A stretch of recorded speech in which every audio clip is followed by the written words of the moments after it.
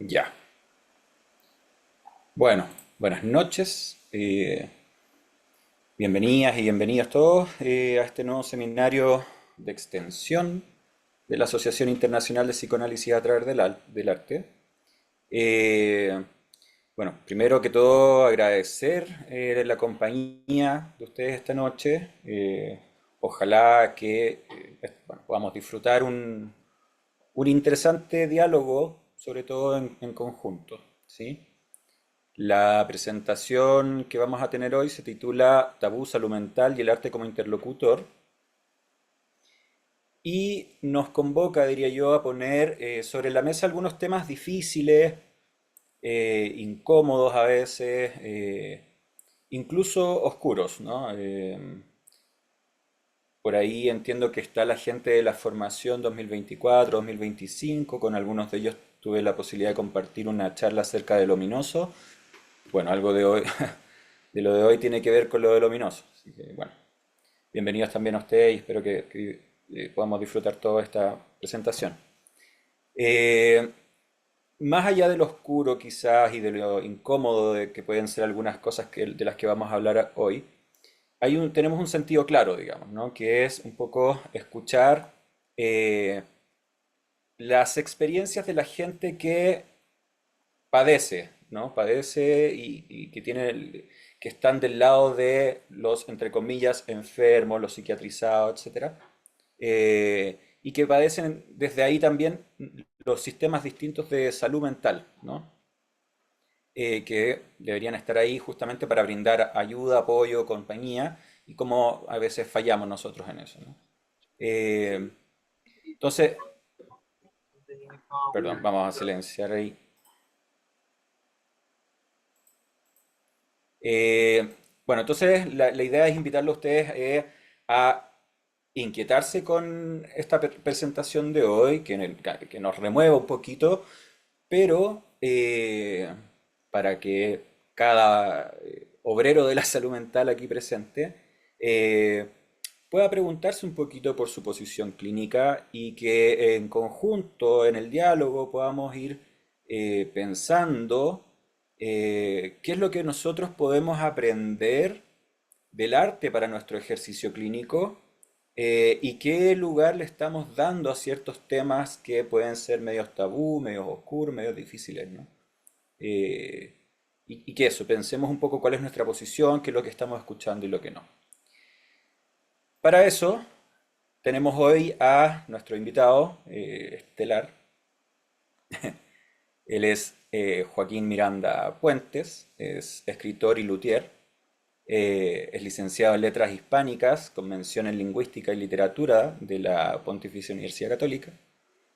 Es magíster en Lingüística también de la Católica.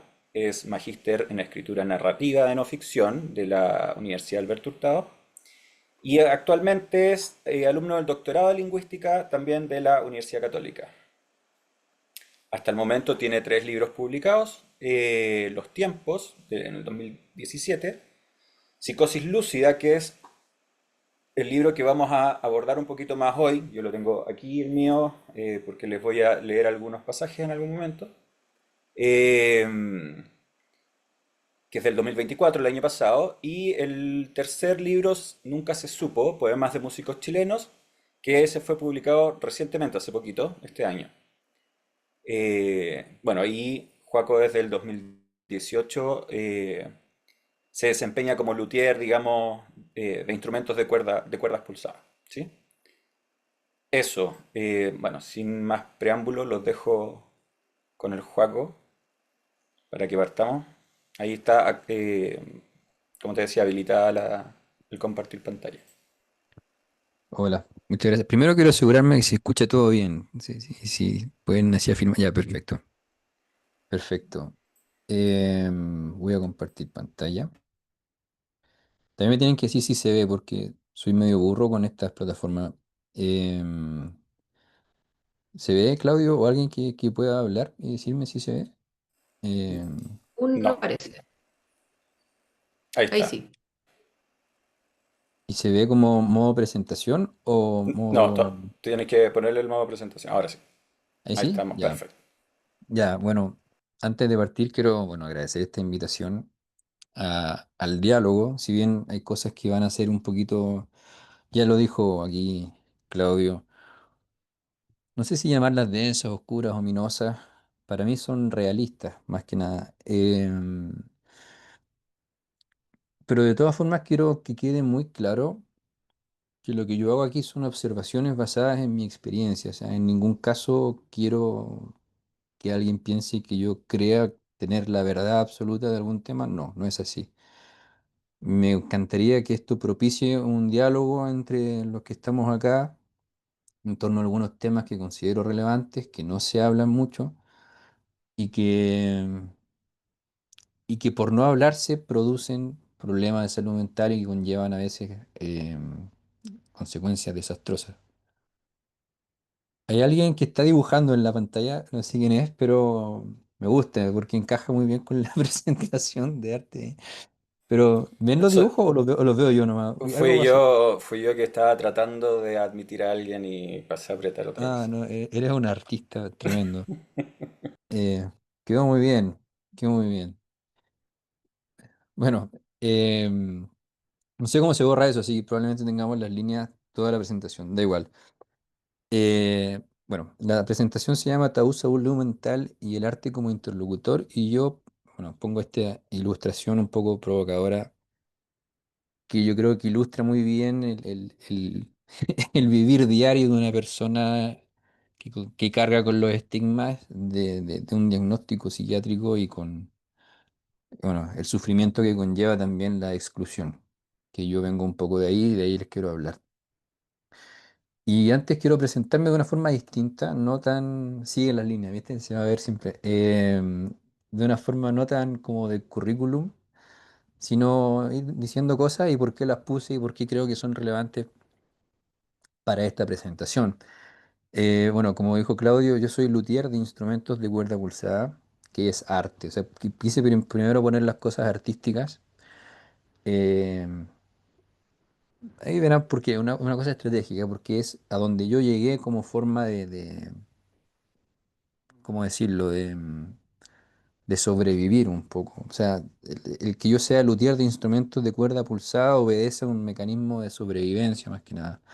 Lo mismo con, con ser músico. Desde los 10 años que estudio armonía y teoría musical y escritor, bueno, todas estas vetas artísticas que muchas veces se presentan como terapias, que yo no estoy en contra de eso, pero yo la veo desde otra manera, para mí han sido justamente una especie de método, entendido en su sentido etimológico, como un camino, una ruta hacia la sobrevivencia.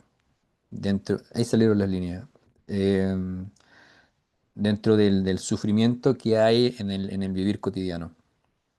Pongo esto del doctorado en lingüística porque me gusta verlo, porque cuando estuve internado, que es lo que viene después de los 15 años, me dijeron que nunca iba a lograr nada en la vida. Y fueron psiquiatras, psicólogos y bueno, varios profesionales de la salud, además de los cuidadores. Me dijeron que yo iba a ser una basura, que iba a estar tirada para siempre. Y me gusta poner que ahora estoy haciendo un doctorado en lingüística. Bueno, aquí dice que fui internado en la clínica psiquiátrica a los 15 años. Aquí quisiera contextualizar un poco por qué pasó esto, porque fue una negligencia médica y también va a dar cuenta de cómo yo entré al mundo del arte y, y de lo que se calla en estas instancias, que yo creo que es muy perverso el sistema de internación. Bueno, a mí me internaron a la fuerza a los 15 años porque tuve una crisis de pánico.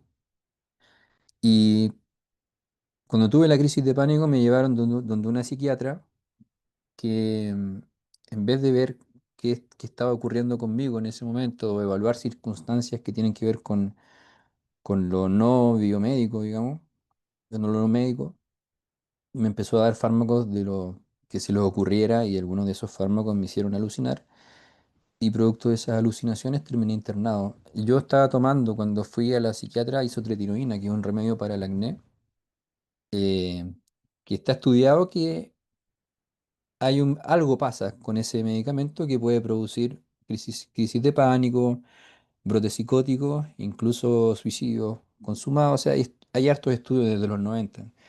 Entonces, es importante esto, ya que estamos hablando del rol de los trabajadores de la salud mental. Bueno, esta psiquiatra, en vez de preguntarse y sacar el medicamento que debiera ella haber estado entrada, que producía estas cosas, hizo todo lo contrario, me mantuvo el fármaco, me bombardeó y terminé casi matándome por una alucinación.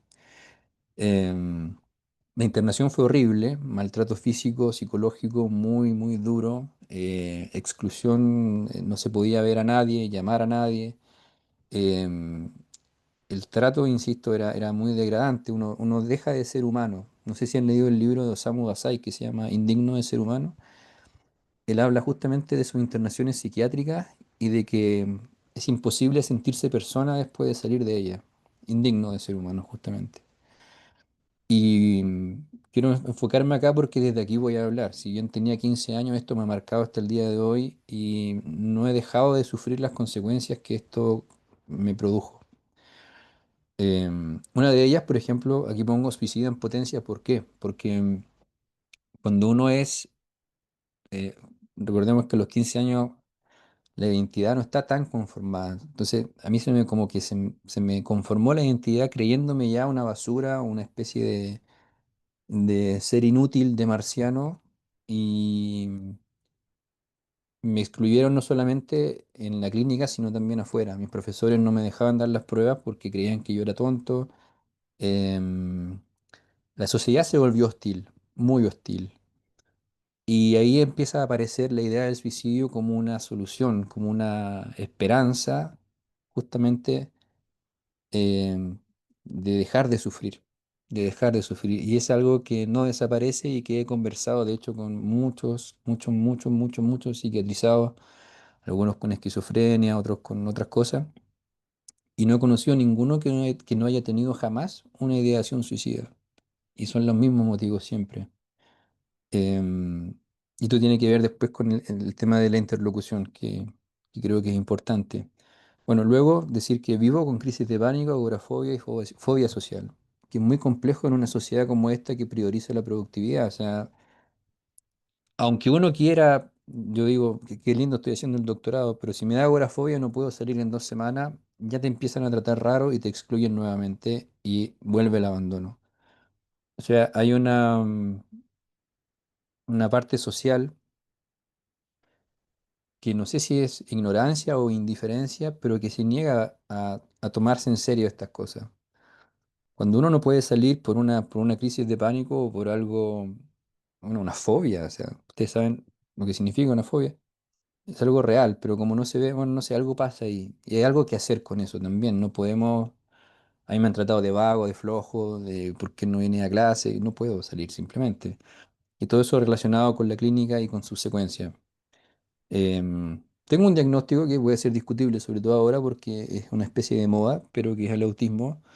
Em, Explica muchas conductas. De hecho, si se hubiese diagnosticado tempranamente, probablemente no me hubiesen internado ni nada porque explicó todo. De hecho, cuando se lo comenté a mi mamá, que sale después que es psicóloga clínica, hizo así, oh, ahora entiendo todo. Así como que miró para atrás y dijo, ahora entiendo todo. Desde guagua hasta ahora le hizo sentido. Entonces también me posiciono desde ahí porque creo que los diagnósticos, si bien a veces son una mera categorización de gente heterogénea, igual pueden servir para estar tranquilo uno consigo mismo y su historia. Y bueno, mi experiencia, insisto, esta es mi experiencia. Usted me da igual lo que piense el otro, pero yo me volví antipsiquiatra después de pasar con nueve psiquiatras, por nueve psiquiatras, que nunca me trataron como persona. Me dieron cualquier cosa y nunca estuvieron cuando los necesité y jamás me preguntaron mi historia tampoco. Fue una cosa meramente funcional. O sea, ok, usted no puede salir de la casa, tome esto para salir de la casa. Jamás hubo un abordaje al problema de por qué no podía salir de la casa. Bueno, y yo creo que la psiquiatría tampoco es parte de la medicina, ya lo verán más adelante. Y todo lo anterior me volvió un pesimista existencial. O sea, yo no creo que vayan a cambiar las cosas, no solo en este ámbito, sino en mucho, en términos de machismo, de migración, etcétera. Veo muy negro las cosas, muy oscuras, ominosas, como diría Claudio. Y puse al final este dato que puede ser, no sé si es bueno o malo ser hijo de psicólogos clínicos y psicoanalista, yo creo que tiene pros y contras. Pero igual es interesante esto porque fueron ellos quienes tomaron la decisión de internarme. O sea, en casa de Herrero, cuchillo de palo. No, hay que recordar que a pesar de todo somos humanos y podemos fallar. Y que son padres antes que otra cosa, que y vieron un hijo angustiado. Y aquí puse la portada del libro, que es Psicosis Lucia, que es la historia de mi internación eh, y de cómo sobreviví a eso después, que bueno, todavía sigo sobreviviendo, un ejercicio bien complejo, la verdad. Ahora vamos con... A ver, ya se movió. Acá quiero hablar del tabú primero y también poner en tela de juicio esto del arte, que sí puede ser una terapia, pero no siempre lo es. Puse este dibujo que corresponde a... no recuerdo el nombre del autor, pero es una persona con esquizofrenia que quería sacar su demonio, o sea, que quería sacar lo que estaba alucinando, quería dejar de alucinar y dejar de ver estas cosas. Y hizo esto. Entonces aquí no sé qué dirán los expertos en arte, no sé, pero a mí me resulta, para mí resulta artístico, es evidentemente expresivo, conmueve, tiene un montón de rasgos, y sin embargo no es terapéutico. O quizás sí fue terapéutico cuando salió, pero la intención no fue terapéutica. Tengo que sacarme esto con urgencia. ¿Cómo lo hago? No sé, rayando, y lo hizo. Entonces también me gustaría poner eso en discusión, el tema de la terapia versus la necesidad imperiosa de sacarse algo de adentro es como un bicho, un parásito, algo que está creciendo que es malo, que es malo. Y el problema del tabú está muy relacionado con esto porque a veces la única solución es sacarlo por un dibujo o una canción porque no hay con quién conversar estas cosas. Entonces aquí aparece el tema del silencio como única alternativa. Muchas veces da miedo hablar por el qué dirá el otro. Nos pasa mucho con psicólogos, con psiquiatras que yo sé que no decimos todo por miedo a que nos digan que quieren internarnos, por miedo a que nos digan que hay que subir la dosis, por miedo a que nos digan un montón de cosas. Entonces el silencio empieza a ser un hogar, una elección por miedo, porque sobre todo los que ya hemos vivido internaciones, no queremos volver ahí. Y nos da miedo decir algunas cosas, por ejemplo, entrar y decir, sabes que me quiero suicidar. em, o qué sé yo, hay tantas cosas que da miedo decir por la reacción del otro que preferimos callar. Eso es un problema porque de alguna forma se convierte en abandono por uno mismo y por el resto.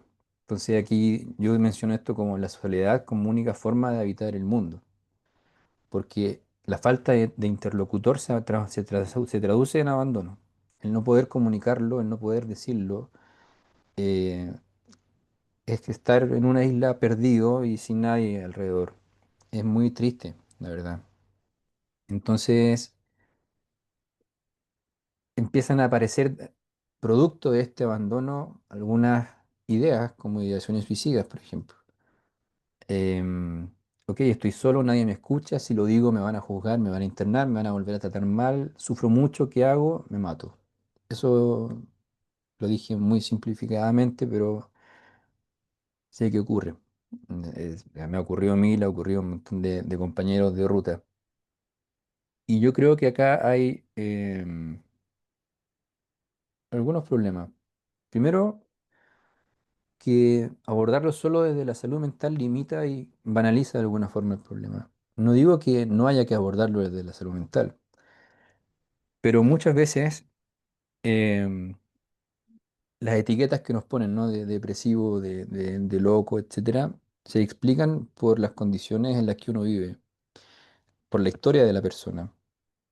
Em, y no es, acá estoy pensando más en la psiquiatría que en la psicología.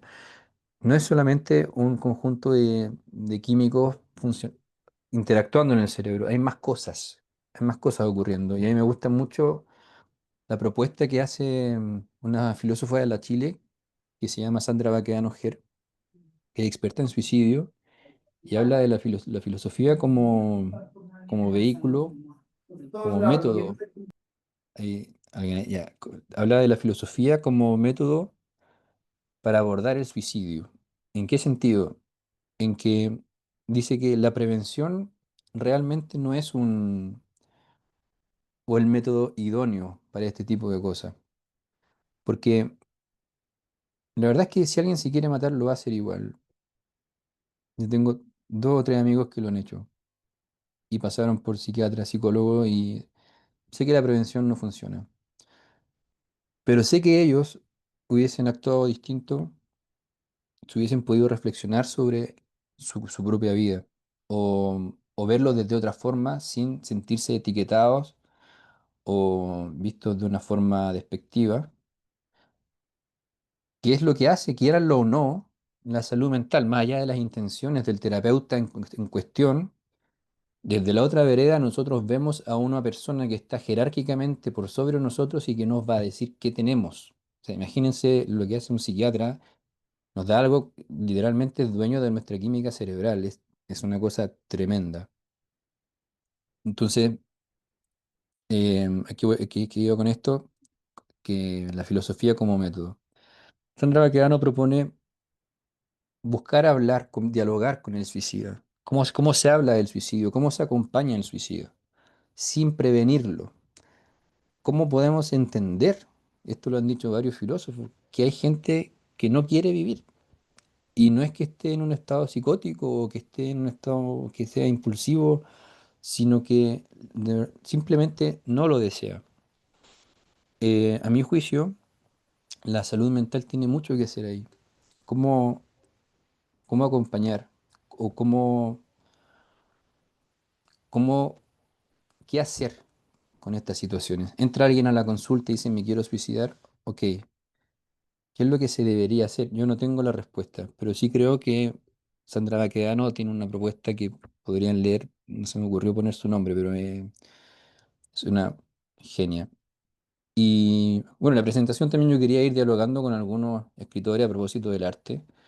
Lima Barreto, un brasileño que estuvo internado 1 millón de veces, dice esto, por ejemplo.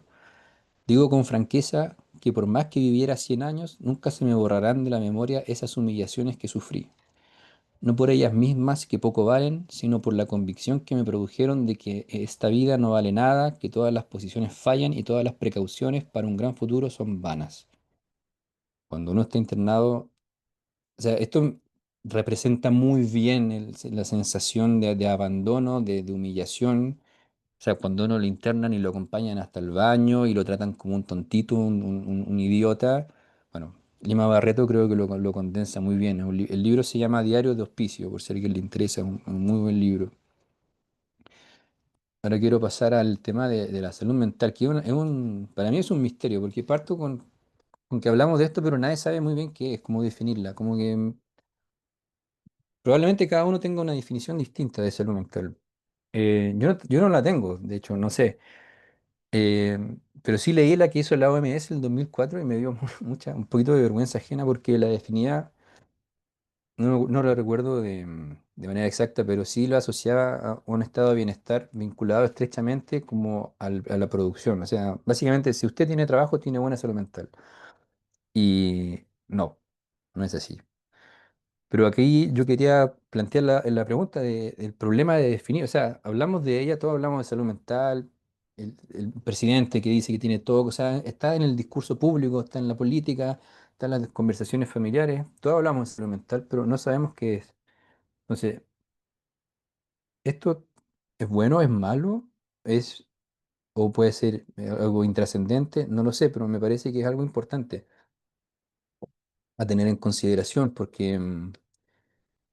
sobre todo si vamos a hablar de algo, creo que conviene definirlo para que hablemos de lo mismo y no nos confundamos. En segundo lugar, me parece interesante que funcione, o sea, a pesar de que nadie sepa qué es, parece funcionar, parece tener un rol, cierto protagonismo. Cuando alguien se abandera con la salud mental, moviliza gente, a pesar de que no sepamos qué es. Entonces, ¿cómo valoramos esto? ¿O cómo lo valoran también los profesionales de la salud mental? Me parece un fenómeno bien interesante, sobre todo hoy que, por ejemplo, el tema del autismo, que se habla mucho, hay muchas campañas por el autismo, etcétera, los grupos libremente de autogestión, las ONG tipo Corfape, Ok, están haciendo algo, parece funcionar, parece tener consecuencias, pero no sabemos qué es. O sea, ¿cómo valoramos este hecho, este facto? Luego está algo que para mí es fundamental, que es el problema del lenguaje, que creo que no podemos tratar los problemas de la mente igual que los problemas del cuerpo. Me parece un error grandote, porque yo puedo hablar de una fractura de rodilla y todos me van a entender. O sea, sería muy raro que alguien no entendiera si yo digo que me fracturé la rodilla. Sin embargo, si yo entro a una consulta y digo, siento que me fracturé el espíritu, que acabo de, que me dispararon en el alma, por ejemplo, no podemos usar el mismo lenguaje. No podemos tratarlo como algo corporal. O sea, aquí, bueno, entra el tema de si el alma pertenece o no al cuerpo y cuál es el objeto de estudio de los profesionales de la salud mental, yo no sé. Pero no es el cuerpo meramente, es algo que podemos llamarlo conciencia, no sé, pero debiera tener un lenguaje propio que debiéramos desarrollar en conjunto, todos, no solamente los profesionales de la salud mental, sino también quienes padecemos para poder explicarnos mejor y ayudarnos mejor. Y esto conlleva también el tema del enfoque biomédico. O sea, no todo tiene un correlato biológico. Eh, em, por supuesto que hay algunas cosas que sí, hay genes que se heredan, que propician y está demostrado ciertos síntomas, etcétera. Pero, insisto, en el caso, por ejemplo, de una depresión severa, tal vez lo que más influye es el entorno familiar y no lo biológico. Y se le está dando mucho endiosamiento, o sea, ya está muy endiosada la psiquiatría y más aún ahora que ahora todo es, no sé si se han fijado, pero todo es eh, como experimental y científico y que la psicología y que las ondas, los potenciales evocados, estamos dándole un rol muy importante, muy grande a la ciencia que está bien, que se desarrolle, pero no siempre es la respuesta.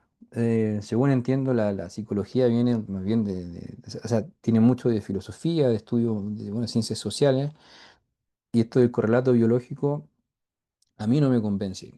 Y por eso digo que los psiquiatras no son médicos, y no lo digo como algo ofensivo o despectivo, que eso es muy curioso. Hay psiquiatras que se han ofendido mucho por esto, pero yo lo veo como algo de hecho muy bueno. ¿Por qué? Porque de partida los médicos trabajan con el cuerpo humano, es objeto de estudio.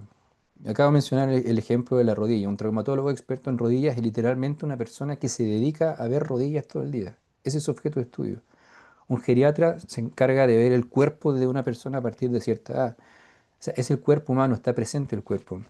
Los psiquiatras no ven el cuerpo. No les sirve saberse los huesos de la mano. Alguien me podría decir, pero cachan de la farmacología. Esos son los farmacólogos. O me pueden decir, pero cachan de los neurotransmisores. No, esos son los neurólogos. No es, el psiquiatra es algo distinto y tampoco trabajan con el método científico, que sí es algo propio de la medicina.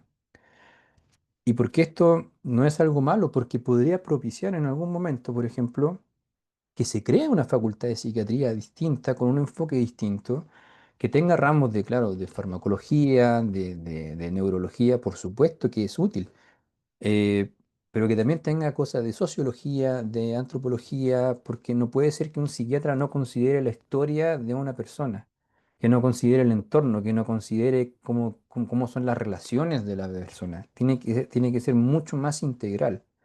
Entonces, cuando digo que no son médicos, no lo digo a modo de ofensa, no lo digo para provocar a nadie, lo digo para mejorar esto. O sea, la psiquiatría me parece un gran invento, pero creo que hay que redirigirla de alguna forma a un enfoque más holístico que considere a la persona en su historia, en su contexto, y que a partir de eso tome decisiones.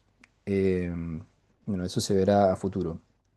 Y finalmente, con respecto a la salud mental, pongo que los diagnósticos son enemigos del individuo porque metemos en cajas con un nombre a personas que son distintas. O sea, yo trabajo, bueno, tengo muchos amigos y muchos vínculos con personas diagnosticadas con esquizofrenia y son extremadamente distintas una de otra en sus síntomas, en todo, en todo, en todo, en todo. Entonces los diagnósticos, además del estigma que conllevan, no permiten ver con profundidad la historia personal de cada persona. Entonces, Para mí eso es un problema. Yo creo que para bueno, varios acá puede ser un problema también. No basta con que digan esto es esquizofrenia. No, el diagnóstico no es el punto final. Debería ser el punto de partida para ver qué hacer o cómo indagar mejor en la historia del individuo como tal y tratarlo como persona, que también se olvida mucho. Acá puse una cita, bueno, este autor, lo de los dibujos me encanta, si a alguien le gustan este tipo de dibujos, se llama Sean Coss, un gringo bien loco, valga, muy ad hoc. Acá es una cita de un libro que también representa muy bien lo que sentimos muchas personas. Este libro es de Rosa Montero y se llama El peligro de estar cuerda. Y dice así, estar loco es sobre todo estar solo, pero estoy hablando de una soledad descomunal, de algo que no se parece en absoluto a lo que entendemos cuando decimos la palabra soledad. Aún no se han inventado las letras que puedan contener y describir una soledad así. Intenta imaginarlo. Te he dicho que la realidad se va al otro lado de un túnel, que es lo mismo que decir que tú te alejas de la realidad y pierdes todo contacto. De repente ya no perteneces a la raza humana.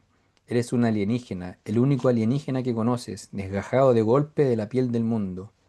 ¿Cómo vas a explicar lo que te sucede? ¿A quién? ¿Con qué palabras? ¿En qué lengua marciana que aún ni siquiera has aprendido? Somos animales sociales. La ruptura radical de todo nexo con lo demás es sencillamente insoportable. Esto ocurre. Esto es muy cierto. Es tremendo. O sea, ya mencioné antes el tema de la soledad, del abandono, de la falta de lenguaje, los problemas del lenguaje y de sentirse de otra raza.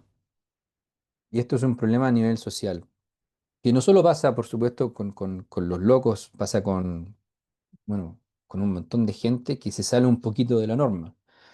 Em, pero bueno, dejo esta cita como reflexión y como condensación de lo que acabo de decir en las diapositivas previas. Y ahora vamos a hablar del arte. Para mí el arte nace en la clínica psiquiátrica como... hay palabras un poco rudas, no se lo tomen a mal las personas, bueno, si se lo toman a mal, bueno, no quise hacer como una provocación, pero en mi caso pasó que no tenía nadie con quien hablar y la gente que me hablaba me decía pura estupideces. Es muy común eso. Por ejemplo, uno cuando tiene una crisis de pánico, llega gente con muy buena intención y te dice, pero piensa que hay gente que te quiere. Bueno, eso no sirve de nada y es una estupidez, no funciona. Y lamentablemente, esto podríamos llamarlo como alfabetización de salud mental, no sé, pero hay que desarrollar una forma de abordar estas cosas. A mí me ha pasado, por ejemplo, una vez vi en la micro una persona con una crisis de pánico, incluso psicótica, yo creo que estaba alucinando, y la gente huyó, escapó. Pero cuando vemos a alguien que está en silla de ruedas o que es ciego, corremos a ayudarlo. Entonces hay un tema con lo que no se ve también. Lo que está relacionado a la salud mental es invisible y eso algo hace, algo provoca que nos hace alejarnos y tener miedo quizás de lo desconocido, no sé. Lo dejo ahí porque fue una experiencia real que yo quedé plop. No podía entender que o sea, tal vez acercarse a esa persona hubiese mejorado todo. Bueno, volviendo al tema del arte, el arte no juzga, no dice estupideces, responde sin miedo y suple. Yo puse los profesionales de la salud mental, pero en general la gente, lo que la gente no sabe hacer. Cuando yo aprendí a tocar piano por esto, aprendí a tocar guitarra por esto, porque cuando toco guitarra, cuando toco piano, cuando compongo, cuando hago guitarras, em, puedo estar en medio de una depresión, en medio de una crisis de pánico, y de alguna forma lo que estoy haciendo me va respondiendo, se transforma en ese lenguaje marciano que hablaba Rosa Montero, que sí da una respuesta, que sí da una compañía. Desde afuera se puede ver muy desolador, como uno intentando buscar por donde sea cómo comunicarse, pero el arte es como lo que nos mantiene a flote, el flotador en este océano de angustia que vivimos. eh, Actúa así. Yo sé que no es solo en mi caso, sino en muchas personas. Y eso puede devenir después en una especie de arte terapia. Yo insisto, no soy un enemigo de esas terapias, no crean eso. Pero muchas veces parte así, de esta forma. Nadie me escucha en esta sociedad, no soy nadie, no soy nada, solo un objeto que suena me puede escuchar. Eso me pasa a mí con el piano, a otros les pasa con a un amigo que se suicidó, le pasaba con la flauta, em, a otros con la pintura, como mostré en el dibujo de la persona con esquizofrenia. Em, en fin, el arte como interlocutor, por eso lo puse así en el título. No es una terapia, o sea, no nace así. Insisto, puede devenir en terapia, pero no nace como forma de terapia. Es una forma de mantenerse a flote, de dialogar. Esto es muy importante, de dialogar. No ayuda, solo está presente. Y acá demuestra que no siempre, y acá lo digo desde sin ganas de caerle mal a nadie, pero no siempre los profesionales de la salud mental están a la altura de lo que el paciente necesita. Pienso principalmente en psiquiatras, pero también en psicólogos. O sea, hay un caso emblemático que yo sé que es real, porque, bueno, me lo contó una persona que supervisaba este caso. Em, no puede ocurrir, porque simplemente no puede ocurrir, que si entra un paciente y dice, me quiero suicidar, no puede ocurrir que el terapeuta se ponga a llorar. O sea, no. Esa persona, de hecho, no puede ejercer y punto. Pero eso pasó. Entonces,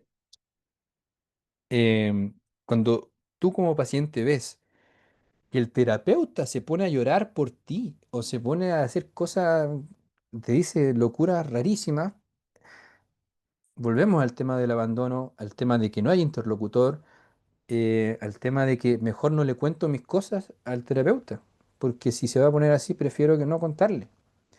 Y volvemos al tema de buscar una salida y aparece el arte.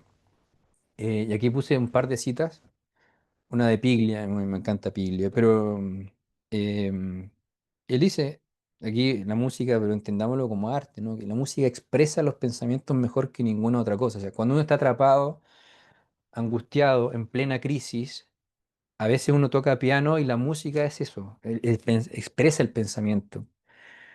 Habría que desarrollar una nueva disciplina que traduzca eso de alguna forma para que podamos comunicarnos, pero es impresionante. Doy fe de eso. Y también la otra cita de un historiador del metal, yo soy muy metalero, pero acá también hay que entender que el metal como arte, ¿no? Eh, dice que el metal no es solo un género musical, sino que es una subcultura, es una manera de entender la vida. Diría que es un modus vivendi, una forma de habitar el mundo, el arte, el arte. Em, bueno, aquí se unieron los tres puntos y quiero mostrar unas cosas para dar cuenta de lo dicho.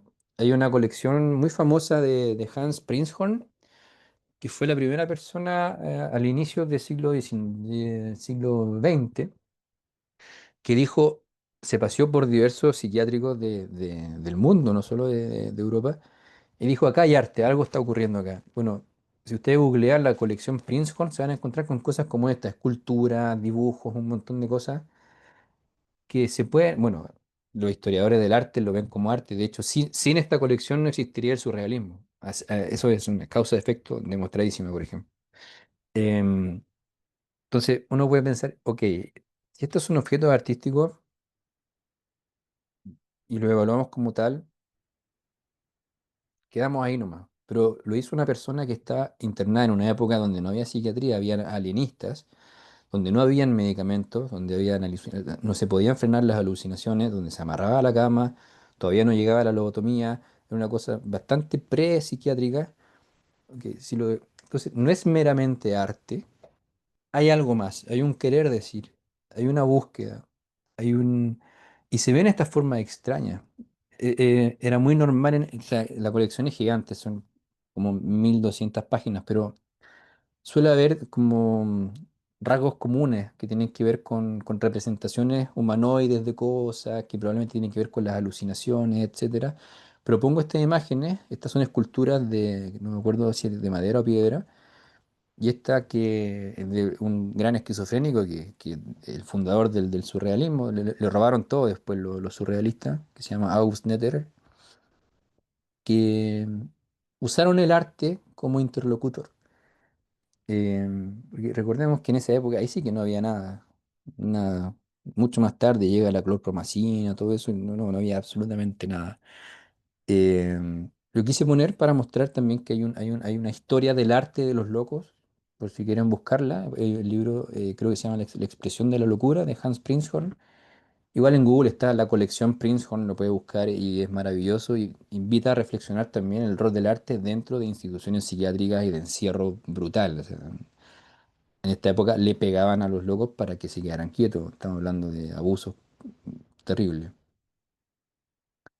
Y acá hablo del arte como método, que esto me interesa que quede, insisto, son opiniones, vivencias, pero por lo mismo las considero válidas porque han sido muy útiles para mí y para el resto. Las personas tienden a ser pésimos interlocutores para las personas que sufrimos. Eso es evidente. Hay gente que nunca ha sufrido una crisis de pánico. Bien por él, qué bueno que no haya tenido una crisis de pánico, pero muchas veces cuando uno intenta comunicar algo que otro no ha vivido, la respuesta es pésima. Más allá de la intención, de la formación, etcétera, la formación, o sea, la respuesta es mala. De hecho, yo me pregunto, y acá también para reflexionar el tema de los profesionales de salud mental, si yo voy donde un psiquiatra que nunca en su vida ha tenido una mísera crisis de pánico, ¿cómo me va a ayudar? Yo espero un poco de empatía, A mí eso me choca, me provoca una disonancia bien profunda. Probablemente hay respuestas teóricas, hay experiencias, hay psiquiatras que me puedan responder, pero para mí es algo que no funciona. No funciona. O sea, si yo te digo que tengo una crisis de pánico, eh, la respuesta ideal sería de alguien que también ha tenido crisis de pánico para poder conversar. Porque si no entra el tema de hablar porque lo leí en un manual de libro, porque en el DSM dice que si tenéis crisis de pánico, maestro, igual, diagnóstico. Entonces, no solamente la gente, sino también los profesionales de la salud mental son malos interlocutores. Em, y eso lleva al abandono que mencioné al principio, y el abandono lleva a querer desaparecer. O sea, es una cosa que es fundamental. La palabra interlocución, ser interlocutores, es algo que necesitamos como sociedad, porque si no, jodimos. Em, y esto no sé si sea por intolerancia, por ignorancia, por incredulidad, porque también se da mucho el tema de que no nos creen los síntomas que tenemos. ¿Cómo, cómo te va a dar una crisis de pánico salir cuando hay mucha gente? A mí me ha pasado que no me creen. Yo no puedo ir porque tengo fobia social. Pero ¿cómo te va a pasar eso? No nos creen. Y a veces los mismos terapeutas no nos creen y dicen, no es que te pase eso, te pasa otra cosa. Y es como, loco, estoy viviéndolo, no me puedes decir eso. ¿Cachai? Entonces el tema de la incredulidad bien, igual es heavy. El tema de la ignorancia, esto aplica más para la gente que para los profesionales, pero como no han vivido ciertas cosas, tiene sentido que las ignoren. Aquí es una ignorancia en cierto sentido benigna porque qué bueno que no hayan tenido crisis de pánico, qué bueno que no hayan tenido agorafobia, qué bueno que no hayan tenido ideación suicida, pero lamentablemente esa ignorancia nos aleja del otro porque no va a entender jamás. Jamás. O sea, si yo le digo a alguien que quiero matarme y esa otra persona no, jamás ha sentido esa sensación, va a intentar prevenir, va a intentar convencerme a no hacerlo, mostrarme las bellezas de la vida, que ok, pueden haberlas, pueden, pero no me va a servir con respecto a la ideación como tal. Y la intolerancia tiene que ver con que la gente en general no nos banca mucho. Está el tema de que nos creen. O sea, se junta con el tema de la incredulidad. Como no nos creen, no nos toleran. Nos tratan de exagerados, nos tratan de vagos, de mentirosos. Y esa intolerancia genera un rechazo hacia nosotros que nos margina. Y esa marginalización, volvemos al tema del abandono y la falta de interlocución. Em, y acá puse una cita de Fernando Pessoa. Fernando Pessoa era un autista total. Yo me identifico mucho con esta cita, em, que es el cómo vivimos nosotros muchas veces, que es vivir es un trabajo, no se nos da de manera natural. Dice, nunca poseí el arte de estar vivo activamente. Siempre equivoqué los gestos que no equivoca nadie. Lo que los otros nacieron para hacer, yo me esforcé siempre en no dejar de hacer. Deseé siempre conseguir lo que los otros consiguieron casi sin desearlo. Entre mí y la vida siempre hubo vidrios ahumados. No supe de ella por la vista ni por el tacto. No viví esa vida ni ese plan. Fui el devaneo de lo que quise ser. Mi sueño empezó en mi voluntad, mi intención fue siempre la primera ficción de lo que nunca fui. Creo que es clarísimo esto. Bueno, y también pongo estos extractos porque también es arte. O sea, está todo, el eje es el arte. Y miren cómo lo manifiesta a través de la palabra y su maestría Pessoa. El tema del abandono del trabajo de vivir, el oficio de vivir. Acá quise provocar un poquito con el título y generar algunas cosas. A la izquierda figura un dibujo que se llama El Dios Suicida. A ver, la vida para mí no es ni buena ni mala, es, acontece, nacemos, ok. Hay circunstancias buenas, circunstancias malas. Como decía Schopenhauer, em, el suicida no es que odie la vida, sino que odia las circunstancias en las que se le da. Lo mismo decía Rorda, que aquí lo cito, decía que para disfrutar del show hay que tener una buena butaca. No es que uno odie el show, sino que está mal ubicado. Em, ¿Y por qué digo esto? ¿Por qué provoco con este título? Porque en este momento em, el panorama es desalentador, en términos en general, en términos de derechos. Por ejemplo, alguien como yo jamás va a tener una casa propia o hay que trabajar en exceso para tener lo mínimo. Uno ve en la calle un montón de cosas, asaltos. Yo trabajaba en un taller donde al lado descuartizaron a una persona, por ejemplo. Em, es todo muy oscuro. Entonces de repente llega esta gente neo hippie que me dice que no, que la vida y que los chakras, no, la vida no es así. Em, Trabajamos nosotros, para mí cada día es un trabajo, es un esfuerzo tremendo y no puedo dejar de ver a mi alrededor cosas que me dicen la vida es una mierda, que me lo ratifican, que me lo escupen en la cara. Entonces, esto yo creo que es un desafío para cualquier terapeuta. ¿Qué pasa con esto? ¿Cómo se habla y con quién? Porque claro, esta es mi opinión, cada uno puede opinar lo que quiera, pero yo necesito un interlocutor. ¿De cómo se habla de esto? Si yo digo que sobran razones para matarse, por ejemplo. Cuando se mató mi compañero con esquizofrenia, en el velorio eran muy pocas personas. Y todos estábamos de acuerdo en que fue lo mejor para él. Después de su vida de marginalidad, de haber sido tratado como basura, aguantó hasta que no pudo más. Y hubo un consenso entre la familia y sus colegas, que también tenían esquizofrenia, en que su suicidio era extremadamente comprensible. Entonces, ¿qué hacemos con esto? Es lo que dice Rordan en esta cita. Hay existencias anormales que conducen de manera natural al suicidio. Eso es todo. Entonces, ¿qué es lo más importante? ¿Es prevenirlo? Porque yo puedo internar a una persona eternamente y no le va a pasar nada, pero después sale y se mata. ¿Y qué hice yo por esto? ¿De qué sirvió esa prevención? Entonces, volvemos al tema, ¿cómo hablar de esto y con quién? El tabú. El suicidio es tabú. Eh, lo vemos, por ejemplo, de maneras contradictorias también, porque decimos, oye, qué terrible que se suicide una persona, pero se tira a alguien del Costanera Center y la gente sigue comprando, no le importa a nadie. Entonces, la interlocución, cuando alguien quiere quitarse la vida, es algo muy potente. Yo no sé si acá alguien ha querido hacerlo, pero no sé cómo se siente, con quién se habla. Esto es algo que se evita decir a los psicólogos, que se evita decir a los psiquiatras, por miedo al que dirán y el miedo a la internación, sobre todo. Y porque no se entiende. Falta, a mi juicio, una apertura con respecto a este tema y otros temas tabú que tiene que ver con ser capaz de oír antes de tomar una decisión al respecto y de tachar a la persona de algo. Si una persona se quiere morir, a lo mejor tiene buenas razones. Escuchémosla.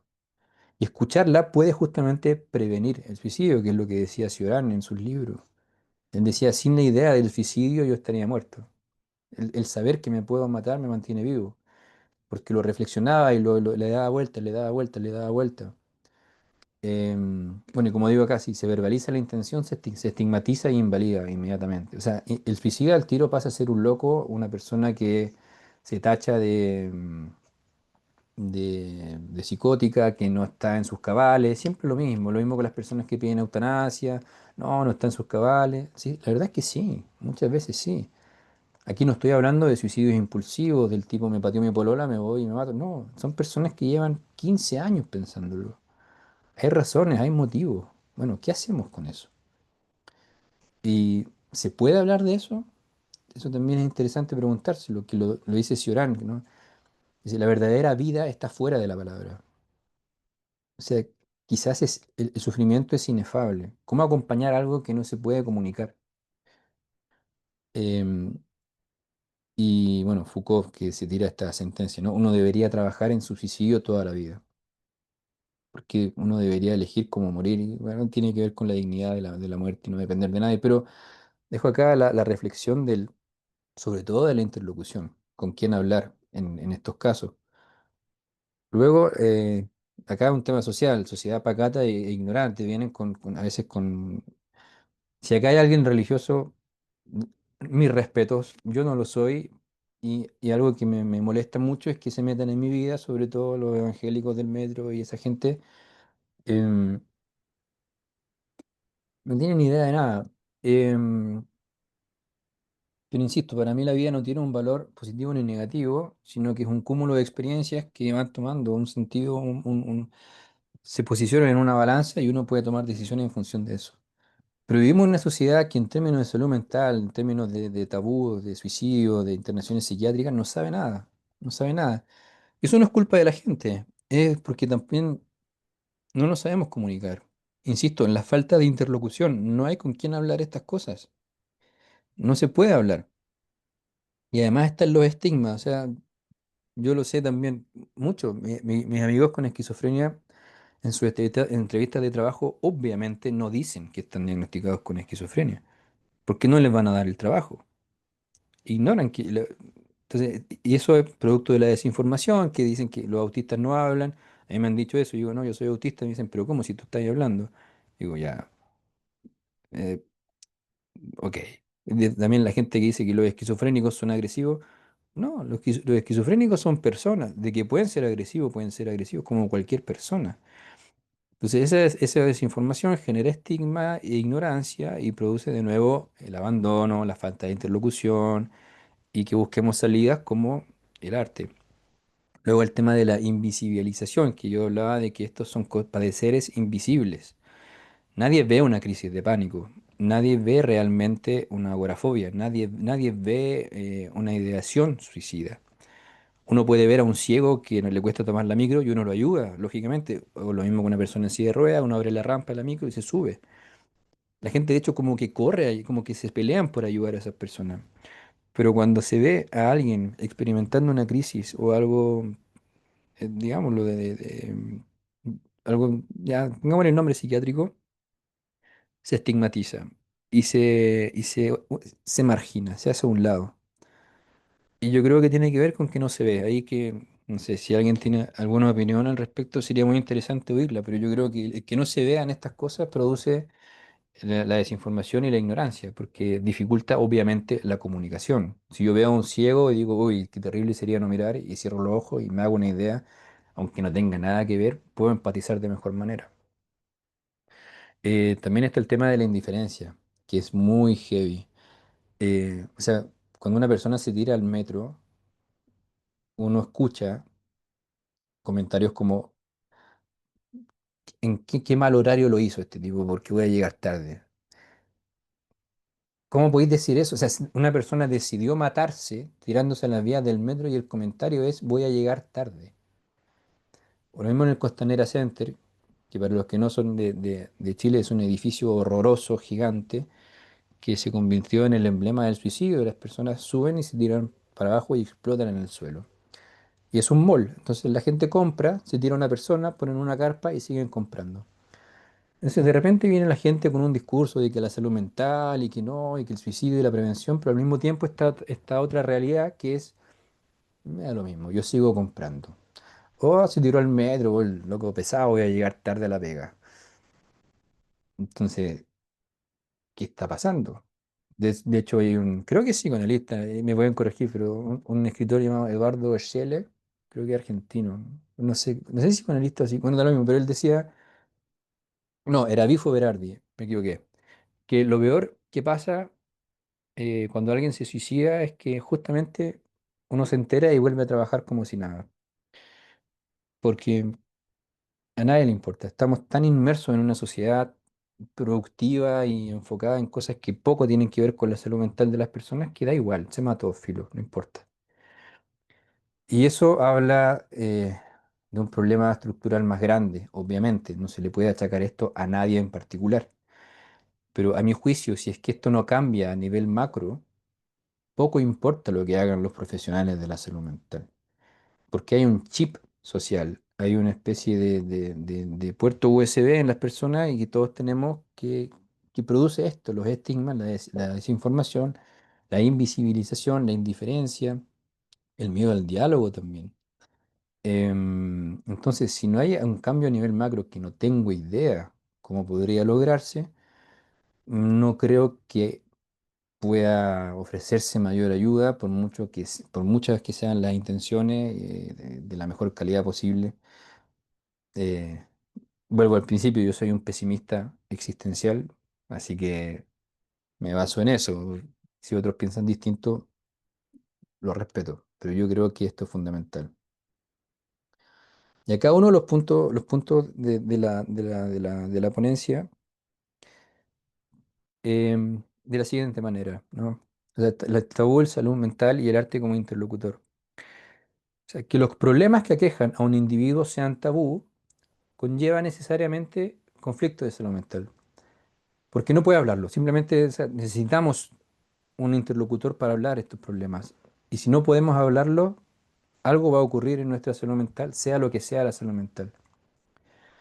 Estos conflictos en la salud mental relacionados con el tabú conllevan a su vez silencio e incomprensión, incluso y sobre todo por parte de profesionales de la salud mental, especialmente de psiquiatría, que no son muy, muy, muy, muy buenos oyentes. Repito, es mi experiencia. Sé que hay psiquiatras, no es un ataque personal. Em, el silencio e incomprensión obligan al individuo a buscar otras salidas, otros métodos que permitan dotar de un mínimo de sentido a la vida. Y aquí surge el arte como alternativa, como interlocutor, como aquello con lo que se puede dialogar. Está ahí, está presente, me responde y me da una sensación de sentido, de pertenencia, que no me la da ningún otro en la vida.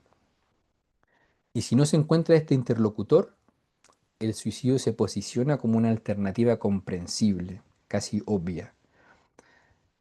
Esta síntesis creo que, bueno, no sé si demuestra, espero que sí, pero lo que he intentado decir, el rol de la interlocución con respecto a los temas que no hablamos, que preferimos no hablar, que ocultamos bajo la alfombra, y lo que eso conlleva.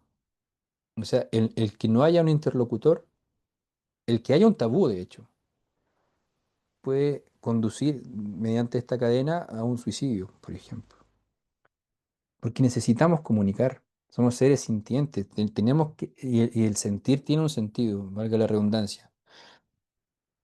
Pero si no podemos comunicárselo a nadie, si estamos abandonados, si nos marginan, si nos tratan como tontos, locos, idiotas, y si no se nos aparece el arte, que yo lo veo como la ramita de la que me afirmo para no caerme al abismo, la verdad es que me parece plausible la idea de quitarse la vida.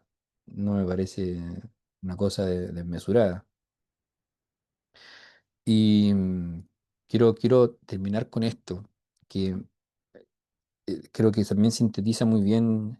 Vuelvo a Cioran. Cioran es, bueno, mi autor favorito. em, y habla justamente de la creación.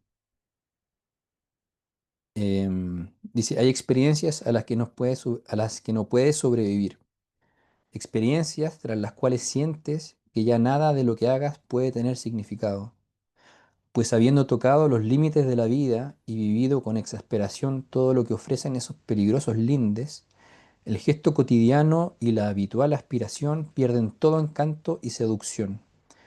Y si con todo continúas viviendo, se debe a la capacidad de objetivación que mediante la escritura te libra de esa infinita tensión. La creación temporalmente te salva de las garras de la muerte. Esa última frase es el arte para mí. Y claro, puede entenderse como algo terapéutico, como algo positivo que te salve de la muerte, pero igual no la distancia de la experiencia, no la elimina, simplemente la pone en un segundo plano por un momento. Em, y esa experiencia a la que alude Cioran yo las relaciono con justamente cosas que son tabú o difíciles de conversar, como en mi caso lo ha sido la internación psiquiátrica, los diagnósticos más estigmatizados como la esquizofrenia, los maltratos psicológicos y físicos que se viven dentro de una internación, em, y la vida misma, que no es fácil. No es fácil tener que trabajar para vivir, en el sentido no de tener un trabajo, digamos, literalmente, sino de ver en la vida un oficio, la vida misma como un oficio que hay que aprender a llevar. Em, Eso quería compartirles.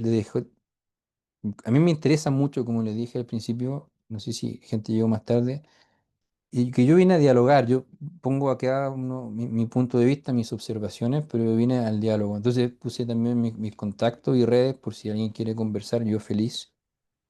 Me- me- me- me- Esta es mi bandera de lucha, es mi tema, entonces sí, feliz de conversar.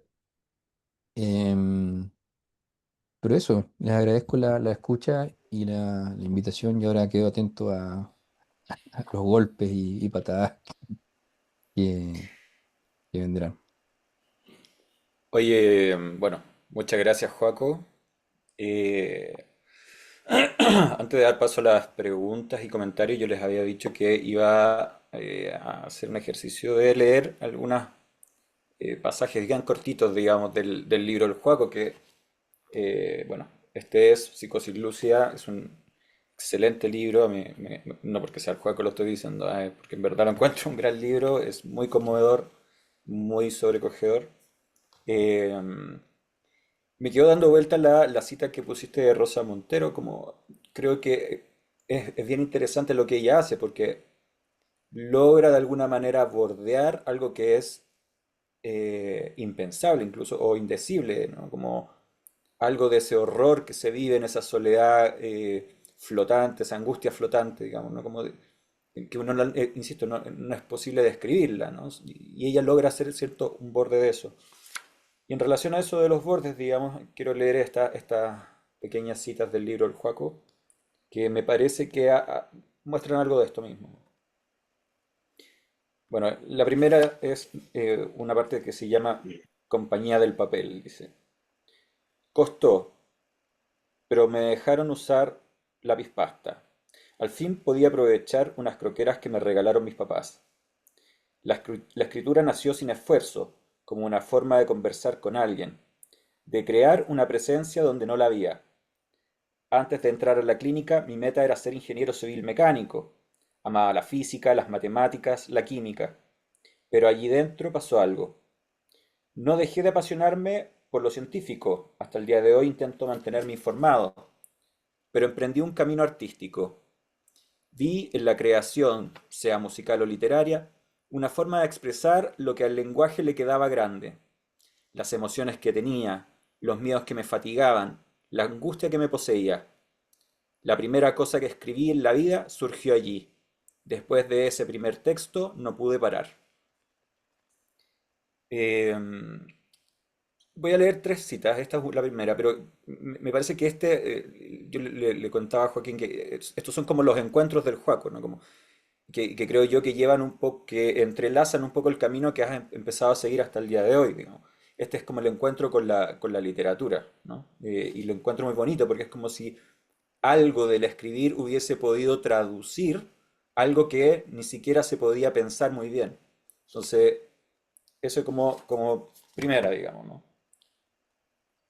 La siguiente es el encuentro con la gente de Corfapes.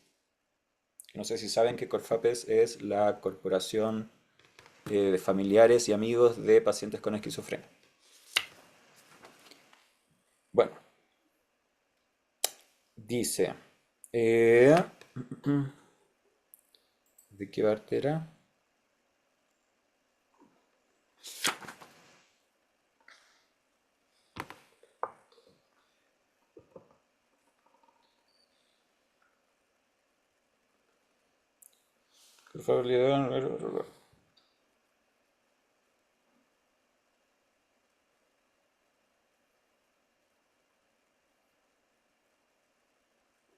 Ah, aquí está.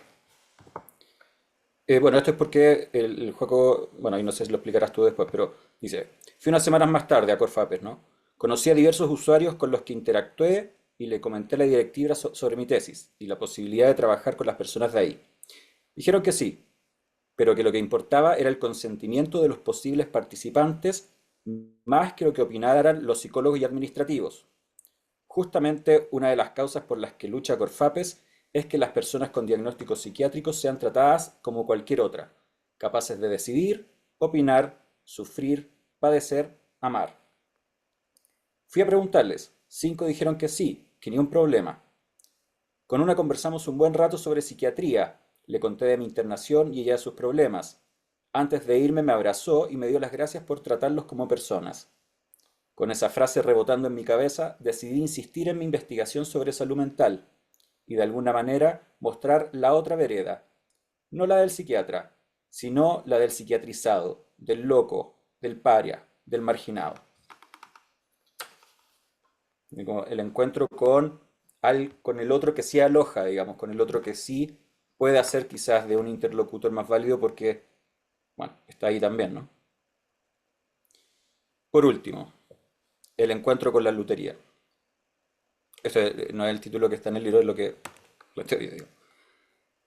Con la angustia sobre mi futuro en la cabeza, fui a calibrar mi guitarra eléctrica donde Pablo, a quien llevaba mis instrumentos desde los 12 años.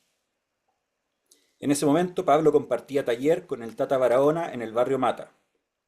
Cuando llegué, vi el lugar sobrepoblado de guitarras y a medio reparar, otras olvidadas por sus dueños. Pablo y el Tata construían instrumentos, además de repararlos. Ahí me iluminé. Les pregunté si hacían clases de lutería. Dijeron que sí. Me demoré un par de minutos en decirme a mí mismo que por ahí iba la cosa, al carajo lo demás. Meses después empecé a construir mi primera guitarra bajo la orientación de Pablo. Aprendí a diseñar y a escoger maderas, a usar mis manos. Me fascinó que el conocimiento no estuviera en libros ni artículos, sino en el hacer mismo, en los gestos y en ciertas dinámicas corporales. Cada día avanzaba en algo. Primero el mango, después el cuerpo. En 4 meses vine a hacer mi primera guitarra eléctrica, mi guagua. Después de ese momento no pude parar. Lo mismo que con la literatura, ¿no? Y bueno, terminando esa parte del texto, tú dices, mi mejor tratamiento fue la lutería. Es como encontrarse con objetos, con la creación, digamos, que permitiera ponerle borde a algo, pudiese darle una figura a algo que no podemos nombrar, ¿no? Y en eso, algo del orden de la traducción de un malestar que nadie ha podido traducir por nosotros antes, digamos, ¿no? Entonces, me llama la atención sobre todo esta última parte, lo de la lutería, como esto del crear algo, de encontrarse con la madera, con la superficie, con no algo de los libros, ¿no? Como es en el ir haciendo en sí mismo, digamos, ¿no? Hay algo del gesto creativo que traduce, insisto, cuestiones que están inscritas, pero que no las podemos nombrar, no podemos hacernos cargo de ellas y que pareciera que, como dice el Joaco, no hay otro que a veces pueda tampoco darle lugar, ¿sí? Entonces, por eso la pregunta de hoy es como, ¿qué del arte podemos aprender nosotros o traer nosotros a nuestro quehacer clínico? Y por otro lado, ¿cuál es la posición que vamos a estar adoptando frente a esas cosas que no logran como ser explicitadas por el otro, ¿no? Como a esos tabúes que tampoco se les permite, o sea, que imponen ciertas normas, digamos, a los pacientes. Eso. Bueno, con esto ya, sí damos por terminada la presentación y vamos a abrir el micrófono a quienes quieran opinar, hacer alguna pregunta, qué sé yo. Daniel, tiene la mano al tiro ahí. Pero Daniel está con el micrófono apagado. ¿Estás con el micrófono silenciado, Daniel? Ahí te... Está sin Bien, audio de ahora, Daniel. Ahí sí. ¿sí? Ahí sí, ahora sí. Bueno, creo que tenemos que agradecerte por traer un tema y un problema que en rigor tiene una larga historia, muy, muy larga, desgraciadamente, ¿no? Y que nos concierne a todos, efectivamente. Quiero decir, a los profesionales del mundo, voy a hablar del mundo psicoanalítico, no del mundo psiquiátrico, evidentemente. Y también nos concierne como sociedad en general y como cultura. Pero quiero decir que este tema de la discusión sobre la institucionalización psiquiátrica de la violencia es uno de los temas verdaderamente que va en Ujú. contra de los fundamentos humanos, ¿no? Verdaderamente. Y que eh, era de una gran discusión, discusiones verdaderamente muy fuertes, muy intensas, en la década de los 70, donde de un lado estaban los psicoanalistas, que por supuesto somos antipsiquiatras y además antifármacos en aquella época, muy, pero muy violentas, y por supuesto del otro lado estaban los psiquiatras, que eran por supuesto reduccionistas, evolucionistas, dentro de la medicina restrictiva, basados en la neutralidad, en los conceptos descriptivos, que son totalmente opuestos a los psicoanalíticos. Y entonces las peleas eran de envergadura, porque la crítica que le hacíamos nosotros a aquellos que ellos llamaban estos pacientes patológicos, psiquiátricos, los veíamos, y creo que es un poco lo has dicho y has confirmado, como encarcelados, y uno puede suavizar el término y decir, bueno, eran internados, para suavizarlo, ¿no? Bueno, pero la verdad que las peleas eran tremendas. Y resultaba que la crítica de aquella época era como la de hoy. Fíjense qué increíble. Sí, que este tipo de instituciones creadas, eh, algunos hospitales y algunas clínicas, no cumplían ni servían a los principios para los cuales fueron pensadas y creadas. Desgraciadamente hay muchos ejemplos sobre este tipo. Y entonces ahí aparece una clave psicoanalítica, ¿no? Que en estas instituciones hay víctimas y hay victimarios. Es un tema tremendo. Y surgía y surge otra pregunta también tremenda. Entonces, en estas instituciones, ¿no? ¿Cuál es la lógica de la cura? ¿Hay una lógica de la cura o hay una lógica del castigo? La respuesta psicoanalítica es que hay una lógica del castigo. Por supuesto que comprenderán que esto generaba en el, ¿cómo diría yo?, en el regimiento de los psiquiatras una respuesta obviamente mucho más virulenta. Bueno, pero ocurre que en aquella época no estaba el neoliberalismo. Es más, había más democracia antes que ahora, y había más libertad de palabra antes que ahora, y la gente se atrevía a hablar más antes que ahora. Bueno, ¿qué pasó? Que en la medida en que aparece todo este tema del neoliberalismo, pero lo que se va a llamar la gran farmacia, porque el tema de la psiquiatría biológica está enganchada con los laboratorios, y los laboratorios son los que dice cómo, cuándo y dónde y todo lo demás. Y entonces, y la psiquiatría anclada y soportada por los laboratorios y tomando a la ciencia objetual, reduccionista y positivista, llegó a tal punto después que pauteó, como todos sabemos, lo que es normal de lo anormal, de lo que es subjetivo y lo que es objetivo, de lo que está permitido y lo que no está permitido, de lo que se debe decir y lo que no se debe decir, lo que se debe hacer y lo que no se debe hacer. Ese fue el poder que la psiquiatría fue adquiriendo en los últimos 40 y 50 años.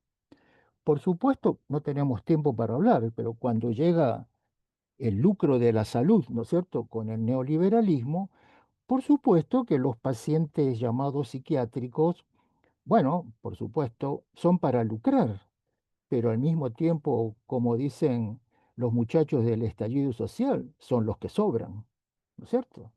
Y entonces tenemos toda esta situación que estoy reduciendo en pocas palabras, no tenemos tiempo, y tú hablabas del arte y del expresionismo. Bueno, en la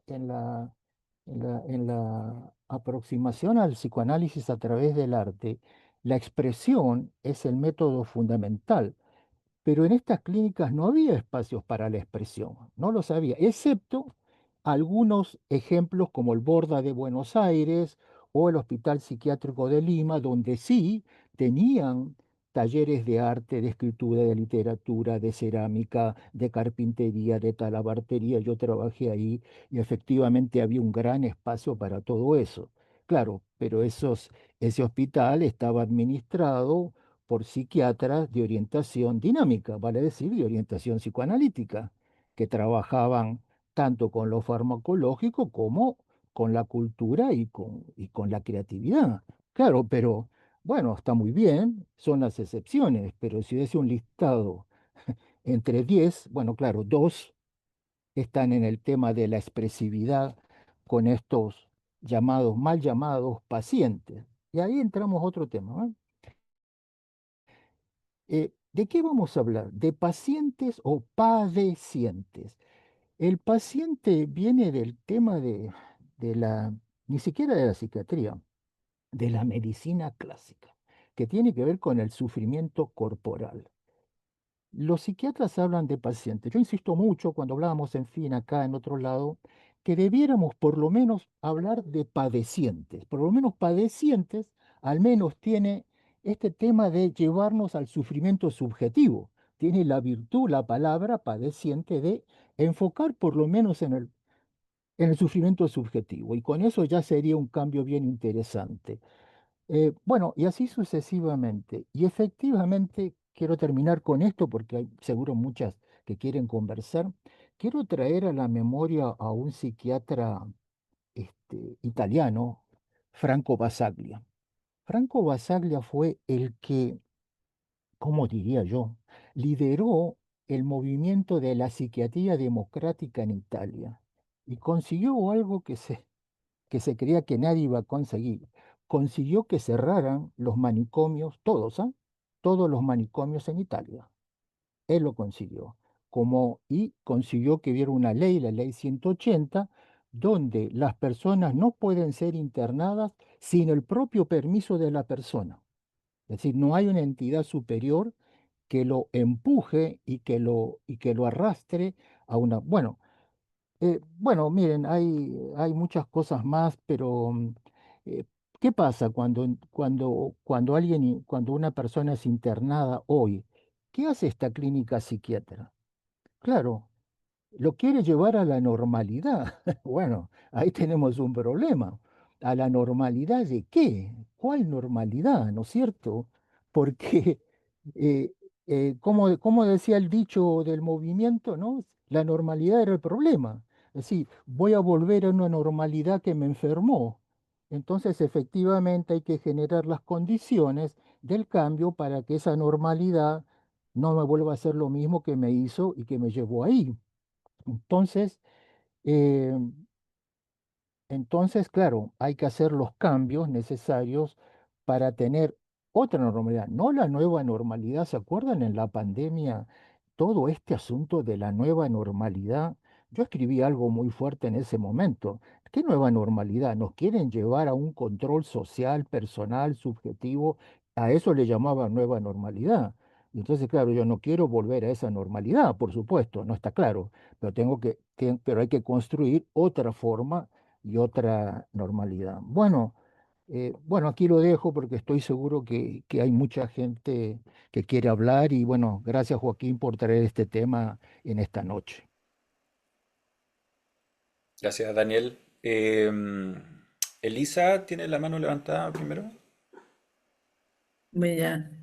No, es que me parece, a propósito, siguiendo un poco lo que dice Daniel, hay que pensar que la institución psiquiátrica no es la clínica o el hospital, es la institución psiquiátrica. Claro, Porque yo escuchaba a Joaquín hablar mucho de los psicólogos que nos escuchan, los psiquiatras que nos escuchan. Esto tiene que ver con una institución psiquiátrica que está dentro y que está afuera. No sé cómo explicarlo. O sea, desde el punto de vista, efectivamente, una persona con riesgo suicida, yo he sabido de casos muy de cerca que han ido al baño y se colgaron del gancho para colgar las toallas. O sea, porque cuando la persona desea poner término a su vida, la pulsión de muerte es muy intensa, digamos.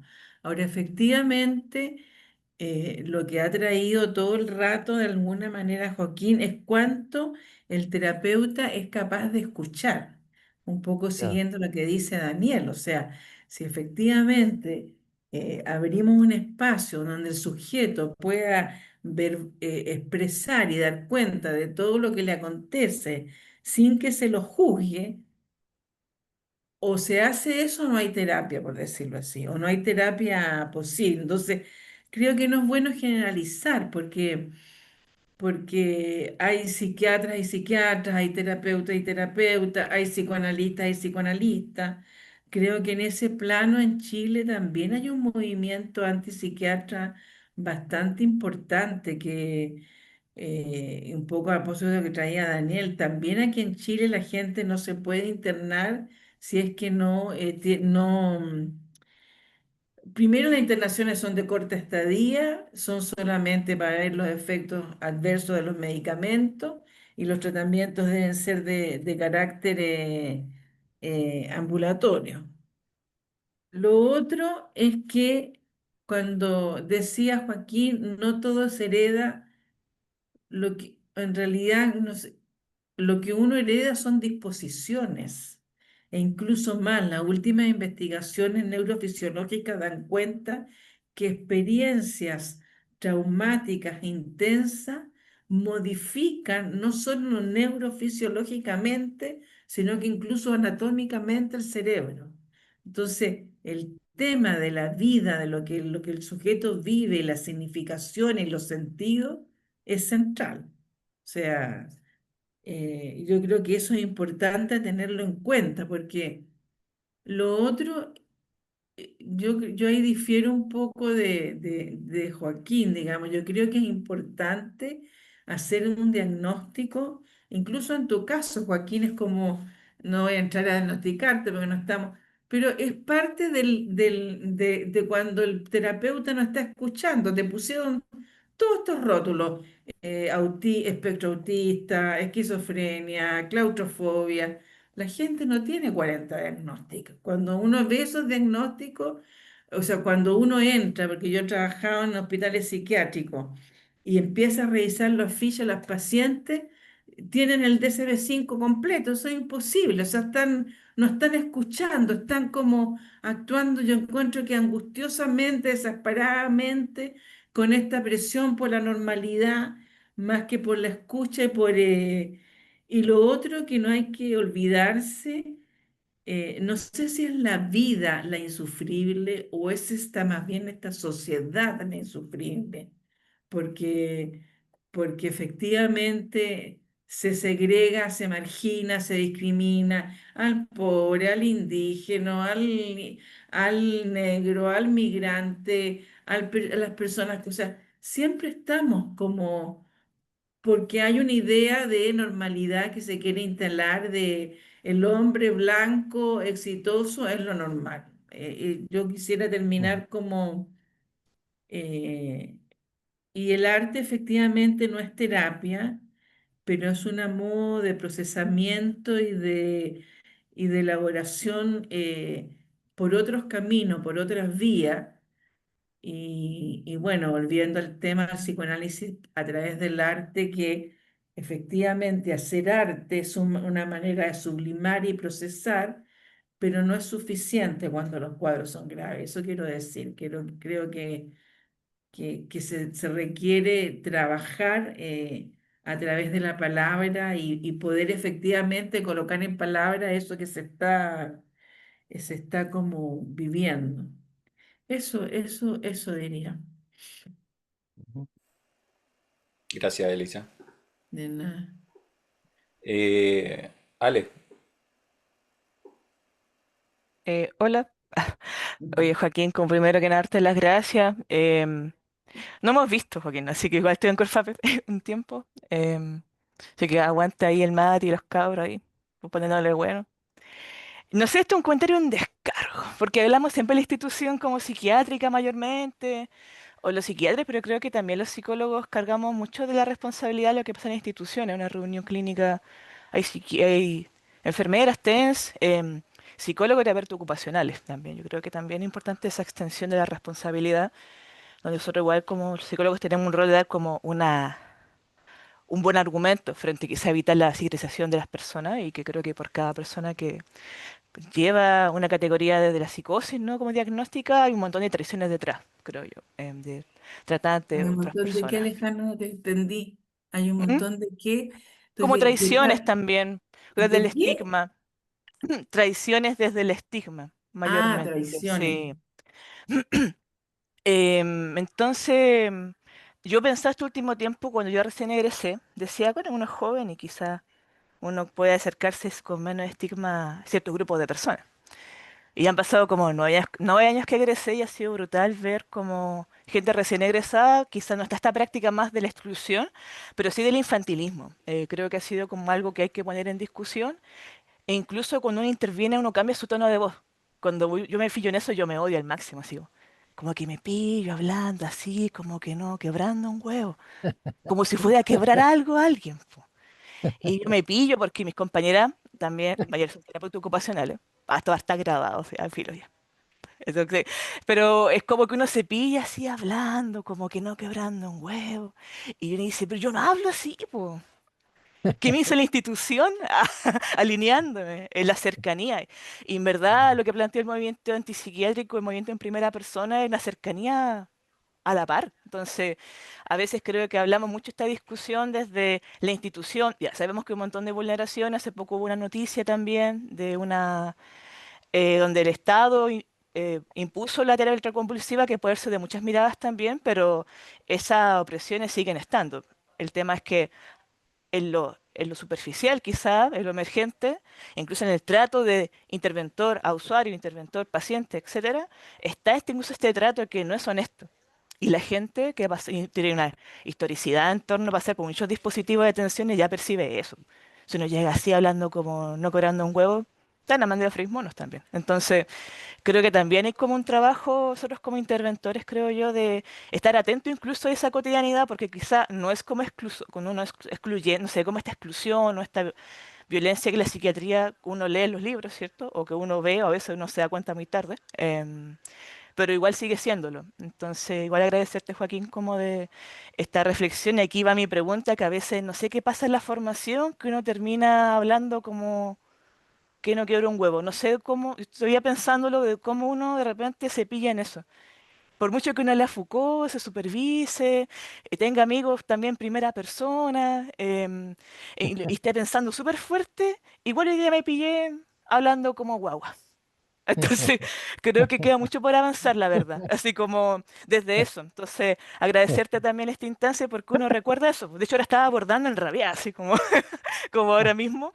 Y creo que uno también tiene que hacerse cargo de eso. A veces uno externaliza como que el psiquiatra lleva la institución y de repente uno la lleva desde esa cosa más color pastel también, pero sigue siendo discriminación de todas Pero es formas. que Alejandra, disculpa que te interrumpa, la institución la tenemos adentro, Mm, ¿entiendes? Cuando tú empiezas a hablar así como si el psicótico fuera un, ¿me entiendes? Es la institución psiquiátrica que ha hecho de la persona que experimenta psicosis un sujeto como que o es un niño o es un loco, no es un mm, sujeto, no sé si me entienden. O sea, no, Entonces, perdón, entonces, Elisa, no es persona. El tema es que vemos mm, personas, no, no vemos sujetos. O sea, no, no, vemos pero personas. fíjate, Daniel, yo, cortito a Rosita, yo Sí, una vez hice un grupo de pacientes psicóticos en un hospital de gente que había estado internada, no sé si 15 o 20 años. Me llamaron para que los entrenara en habilidades sociales. Cada vez que yo escucho las habilidades sociales, yo digo, yo no estudié para enseñarle a mono. Me, me enfurece. Y yo sí, lo que claro, hice, sí. mira, Bueno, entonces yo lo que hice fue sentarme en un grupo y escucharlos hablar. Uno se me persinaba, al comienzo uno se me persinaba al dentro, después otro fue, me trajo al pabellón completo, pero yo fui trabajando con lo que ellos me traían, ¿me entienden? Y todos ellos después se fueron de alta, ya, ¿me ya. entienden? En principio Bueno, empezaba a enseñarles a hablar si son seres humanos, en algún momento sabían hablar, ahora no. No sé si me entiendes, Daniel. ahí está esperando ya, Rosita. Rosa. ya, pero eso, igual para cerrar, como hacer el llamado a esta reflexión también, ¿en qué momento la formación pasa eso? Creo que hay algo que trabajar, por mucho que haya un recién egresado o la persona esté, pues, sea militante del movimiento antipsiquiátrico, tenga familiares, amistades, que o tenga un padecimiento también como, o un diagnóstico, en todo lo que es primera persona, hay mucho que hacer también. Entonces, quizá hay limitaciones más que fijarnos en el foco institucional, que es terrible, existe y está pasando. También hay un trato cotidiano que nosotros también exfelemos a esa institución también. Así que eso, gracias. Ya, Rosita. Ahora sí.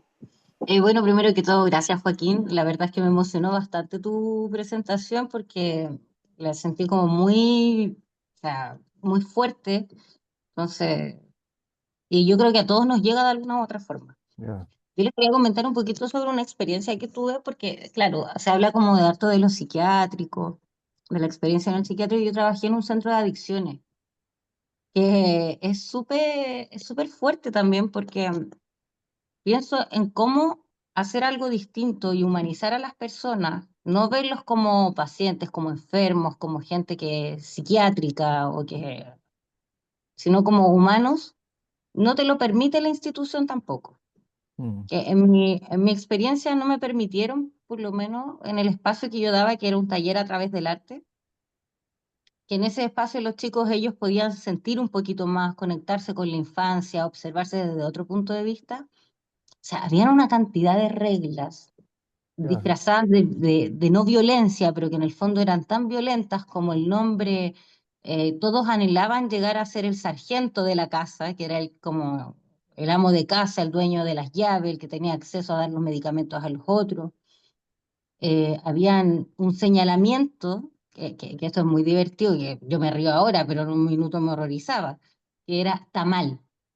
Te dicen tamal, compañero, que se señala que es como está comiendo con la boca abierta, tiene los codos encima de la mesa, está mal compañero, y tan humillante porque era delante de todo el grupo. O sea, mm, otra técnica que había era el piso, que todavía esto se da mucho en los centros de adicciones. O sea, no sé si una vez la Elisa o Daniel me dijo que los nuevos centros de adicción eran los nuevos psiquiátricos también eran como los centros de adicciones, fue la Elisa.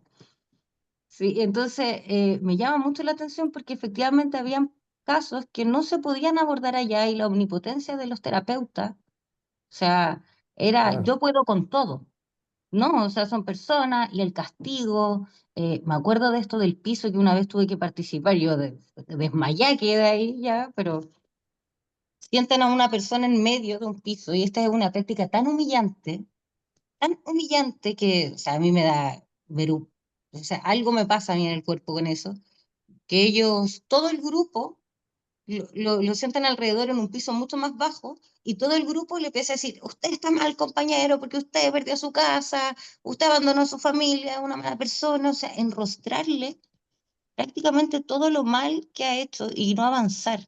Y siempre desde el grito. O sea, yo con esos gritos, puros hombres, porque era un centro de adicciones de hombres, cuál de todos gritaba más fuerte, cuál de todos quería ser mejor que el otro, cómo la competencia, la rivalización y deshumanizar, yo sentí como que se deshumanizaban más. De hecho, ayer llamé a uno de los chicos Mm, y me mm. entero de que, bueno, uno de que era como la promesa del centro, estuvo cuánto, 10 meses limpio y recayó.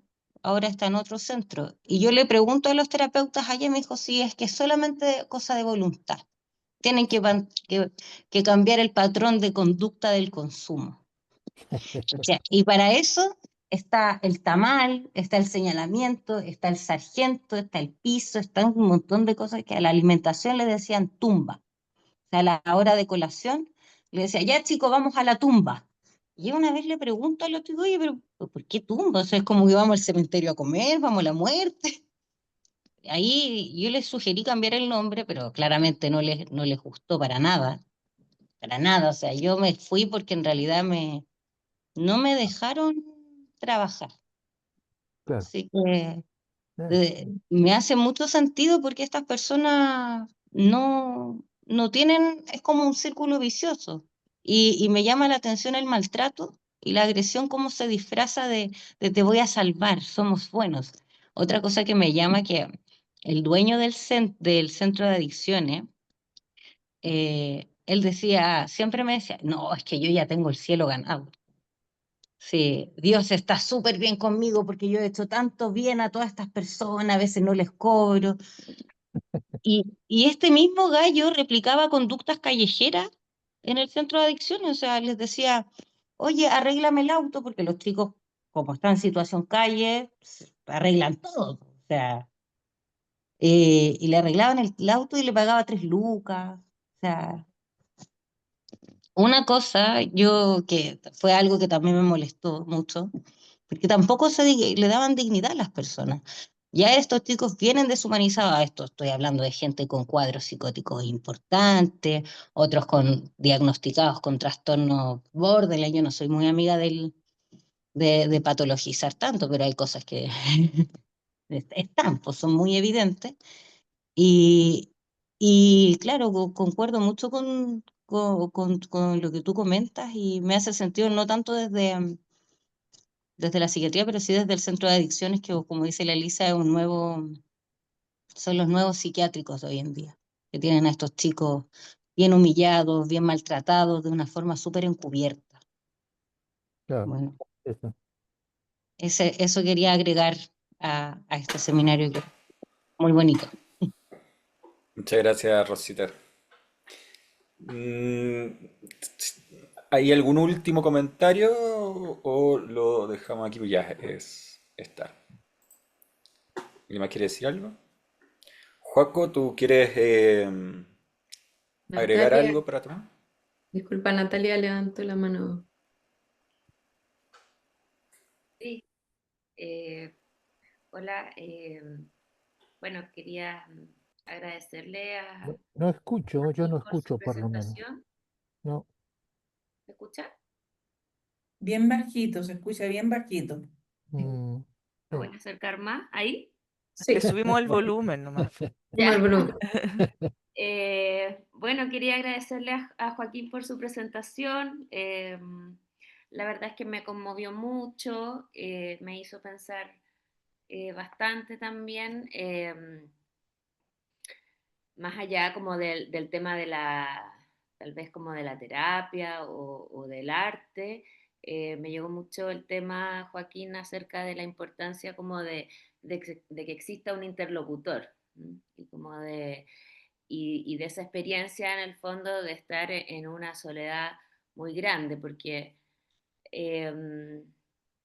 bueno, a veces creo que es necesario tocar como estos temas tabú. Dentro de ellos, por ejemplo, el suicidio, ¿m? Que es algo de lo que se habla muy poco, incluso entre profesionales de la salud mental o psiquiatrizados o como sea. Porque claro, me quedaba pensando en el fondo de que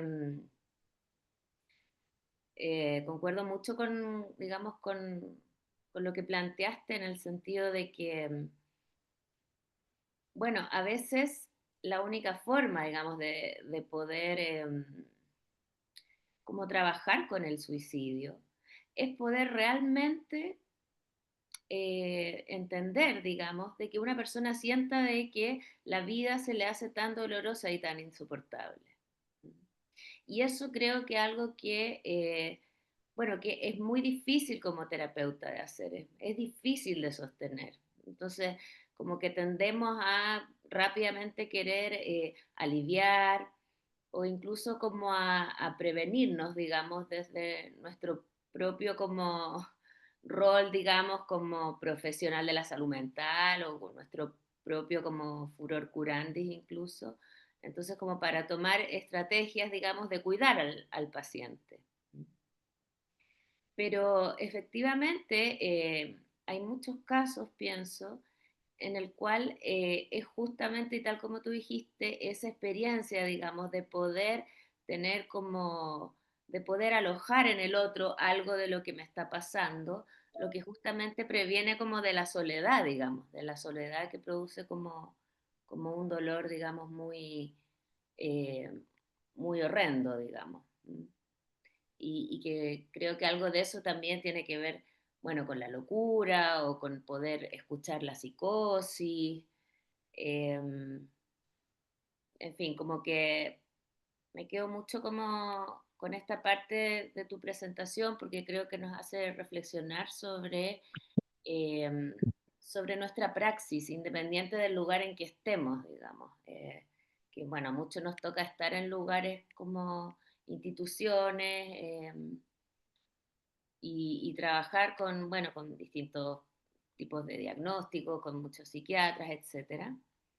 Y creo también que es necesario poder como relevar estos puntos de vista en estos contextos, porque sí pasa mucho esto que tú decías, ¿no? De que nos hemos vuelto incluso un tanto indiferentes, pues, como, como que estamos un tanto mecanizados, incluso ya hasta el punto de que a veces no podemos alojar realmente eh, cierto tipo de horrores que efectivamente existen, digamos, como que bueno, la existencia humana, digamos, no es fácil, pero hay casos donde es verdaderamente cuesta arriba, digamos. Así que eso, muchas gracias por compartir tu experiencia y tus ideas.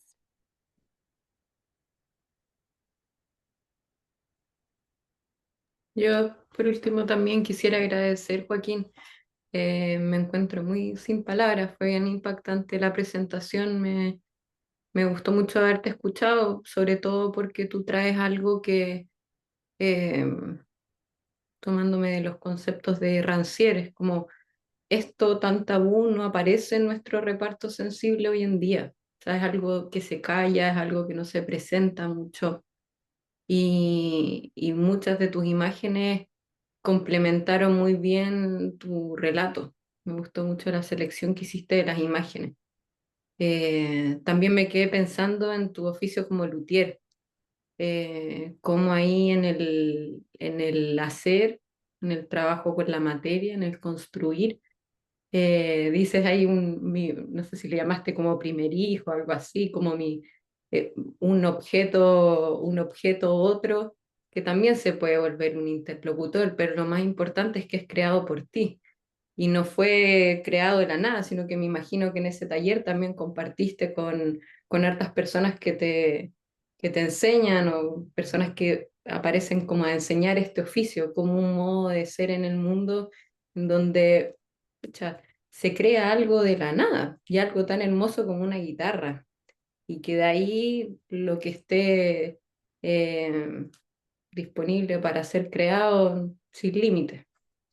Eh, que es algo de esta experiencia también, que es una experiencia que no tiene borde, de la que tú nos traes.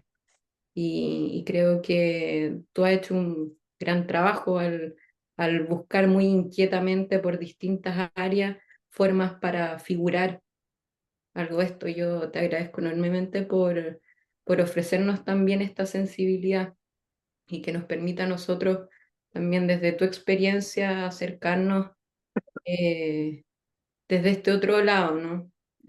No desde no solo desde el lugar de quienes son terapeutas de la salud, psicoanalistas, de la salud mental, sino esa otra escucha. Muchos de nosotros también hemos sido pacientes o somos pacientes, eh, pero no está nunca de más escuchar esto. Creo que hace falta que esto aparezca, que aparezcan los discursos, que aparezcan las imágenes, que aparezcan los objetos que nos rodean en nuestra memoria.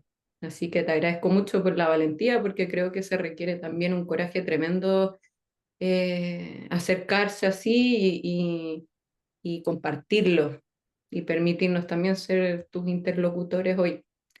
Así que eso, muchas gracias. Muchas gracias, Sofía. Ya, vamos a ir con la última, porque estamos como ya bien fuera de tiempo, pero con la última. ¿Alguien tenía levantada la mano recién? Yo, Catalina. sí, bastante cortito porque sé que estamos en el tiempo.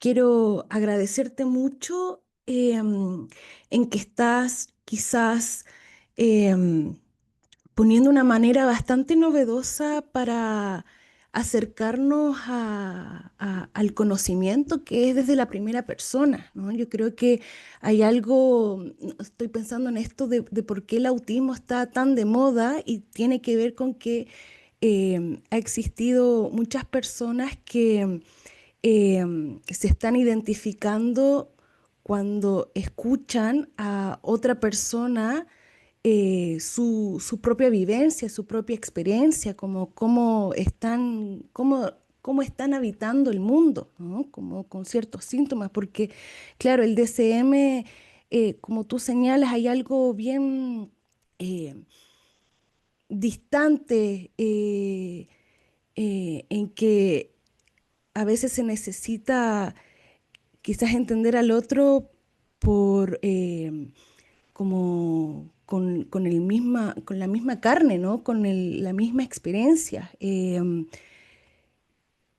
Mm, como yo entiendo las ansiedades, por qué he vivido esas ansiedades, o sea, es lo que ha comentado harto Daniel en la formación, que los psicólogos o las personas que trabajan en salud mental eh, viven en carne propia esta tormenta que escuchamos, ¿no? Como que, y creo que esto de exponer en primera persona tu vivencia es un material muy rico. Yo creo que por eso nos conmovió tanto, ¿no? A mí me hizo pensar muchas experiencias mías y también en paciente. Entonces, eh, está, está buena esa manera y yo creo que también tuvo que ver con todo esto del movimiento feminista que ahí, bueno, yo estaba estudiando y empecé a ver que en las asambleas se, las asambleas ya no eran como desde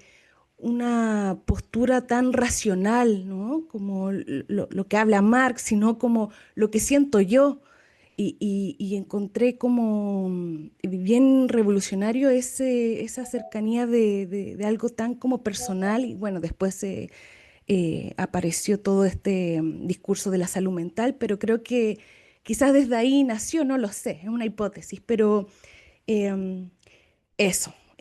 Tenía otras cosas, pero bueno, hay que escoger. Así que eso, muchas gracias. Muchas gracias, Cata. Habrá quizás algún otro momento más adelante para tocar todos los demás temas también. Joaco, ¿algunas palabras para cerrar? Bueno, primero, gracias por escucharme. Eh, no es fácil que uno lo escuchen, menos teniendo una historia de marginalidad. Agradezco los comentarios que han hecho cada uno. Podríamos estar toda la noche hablando, pero no lo haré. Eh, sí me llamó mucho la atención lo que decía Ale. Yo no lo puse, qué loco, ¿no? Porque también los pacientes estamos acostumbrados quizás a que nos traten como mascota pero efectivamente cambia el tono de voz cuando uno dice, yo me acuerdo cuando salí de la clínica me trataban como un idiota, como que me explicaban casi que cómo ir al baño, cómo ir a mi casa, cómo tomar la micro. Y bueno, hasta el día de hoy, yo puedo estar callado en una junta y digo, no, yo estuve internado a los 15 y el tiro, pst, este es tontito ya. Y te empiezan a hablar así, como que, no sé qué.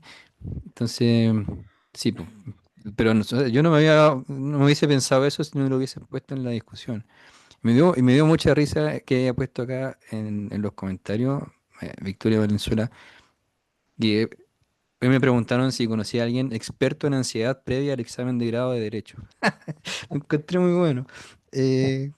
Bueno, no sé, le agradezco los comentarios, le agradezco la reflexión. Como yo dije al principio, quiero fomentar el diálogo, quiero que esto se hable, que circule. Hay más libros, por ejemplo, uno de esquizofrenia que escribió Amanda Martón, que se llama No quería parecerme a ti, que es el libro de ella como hija viviendo con una madre esquizofrénica, Mm, que es un tremendo libro también en primera persona. Otro que no es exactamente en la misma línea, que se llama Atrás queda la tierra, de Ariana de Souza, que habla en primera persona de la vivencia migrante.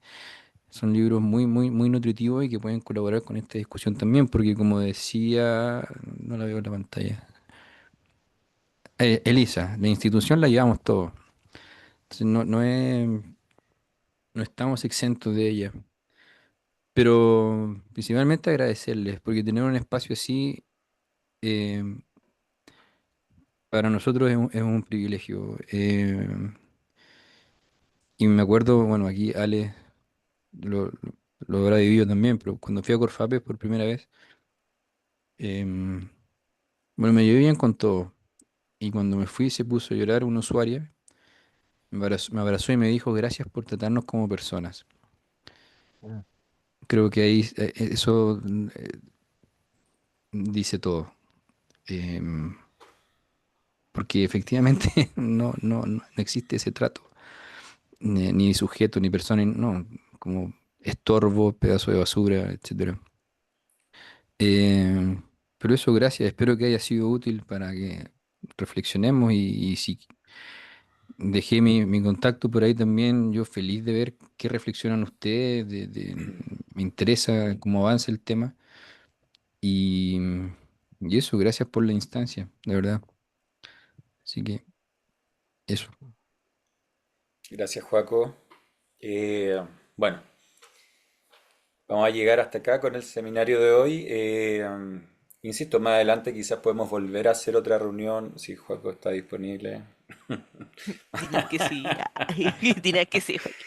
Y bueno, en algún momento también la idea bueno, por ahí tenemos una conversación pendiente con el Mati para traer a Corfapes también acá. Con la Amanda también lo habíamos hablado con el Joaco de repente de ofrecerle a la Amanda que viniera a hablar de su libro también. Así que bueno, probablemente seminarios como este vamos a tener para rato. Entonces, eso, primero agradecerles la participación, que hayan venido, que hayan aguantado hasta esta hora con nosotros. Nuevamente agradecerle al Joaco por habernos dado esta posibilidad de escucharlo. Y nada, pues, los estaremos esperando después en los próximos seminarios de extensión de la asociación. Un abrazo grande, que estén muy bien, muy buenas noches. está bien. Gracias, Paco. Muchas gracias. Gracias. Gracias a ustedes. Chao, chao.